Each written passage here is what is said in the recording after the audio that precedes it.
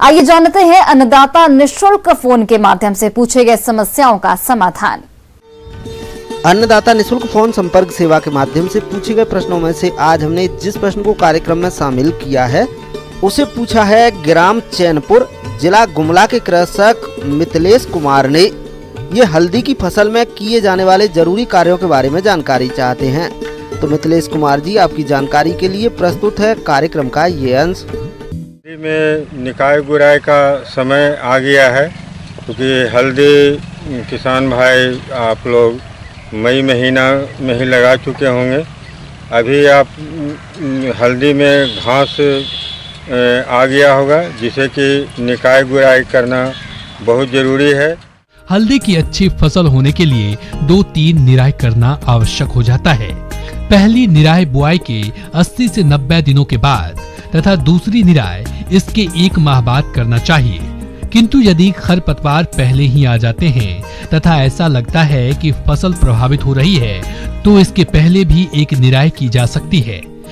इसके साथ ही साथ समय समय पर गुराई भी करते रहना चाहिए, जिससे वायु संचार अच्छा हो सके तथा हल्दी की फसल का पूर्ण विकास हो सके, जो कि उत्पादन से सीधा संबंध रखता है।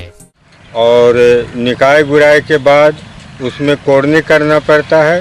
कोड़ने के बाद जो है हम उस पर मिट्टी चढ़ाते हैं। नवंबर माह में पत्तियों का विकास तथा धनकंद की मोटाई बढ़ना आरंभ हो जाता है, तो उस समय उपज ज्यादा प्राप्त करने के लिए मिट्टी चढ़ाना आवश्यक हो जाता है, जिससे कंदों का विकास अच्छा होता है और उत्पादन में वृद्धि हो जाती है।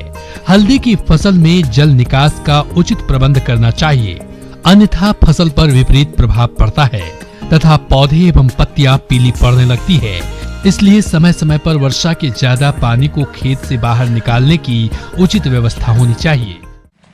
और मिट्टी चढ़ाने के समय हम लोग उसमें खाद का भी इस्तेमाल करते हैं। तो बुआई के समय आप लोग नाइट्रोजन दिए होंगे। नाइट्रोजन के मतलब कि आप यूरिया दिए होंगे, म्यूरेट ऑफ पोटाश दिए होंगे और DAP दिए होंगे। तो अभी जो है जब हम निकाय गुराई कर लेंगे, उसके बाद उसमें कोड़नी कर लेंगे, तो मिट्टी चढ़ाने के समय हम उसमें आप ये डालेंगे, यूरिया डालेंगे। यूरिया आपको 35 किलो प्रति एकड़ की दर से डालना है और म्यूरेट ऑफ पोटाश जो है 40 kg के हिसाब से डालना है। आप यूरिया जो है 35 किलो प्रति एकड़ की दर से पुनः उसका प्रयोग करें। ऊपर से टॉप ड्रेसिंग कर देना है, कुछ नहीं करना है। जब मिट्टी चढ़ा लिए, खेत में पूरा नमी रहे, तो आप प्रति कतार में यूरिया जो है डाल देंगे। अगर बारिश हो जाती है, जैसा कि इस बार सुखाड़ चल रहा है, अगर बारिश नहीं होती है तो हमें उसमें सिंचाई करना पड़ेगा। अगर बारिश हो जाती है तो सिंचाई की उसमें कोई आवश्यकता नहीं है, क्योंकि नवंबर दिसंबर में बारिश नहीं पड़ती है। उस समय आपको 15 दिन 20 दिन के अंतराल पर आपको सिंचाई करनी है। हल्दी की फसल में पत्ती धब्बा रोग से काफी हानि होती है। इसके अलावा हल्दी की फसल को पर्णचित्ती रोग भी काफी हानि पहुंचाता है। इस रोग ग्रसित पौधे की पत्तियों पर अनियमित आकार के भूरे धब्बे बनने लगते हैं। इस रोग की रोकथाम के लिए हल्दी के कंद को उपचारित करके बोना चाहिए। साथ ही खड़ी फसल में यह रोग दिखने पर मैनकोजेब 2 ग्राम दवा का प्रति लीटर पानी के हिसाब से घोल बनाकर छिड़काव करना चाहिए। तो इस प्रकार से हम करेंगे तो उम्मीद है कि आपका फसल जो है अच्छा होगा।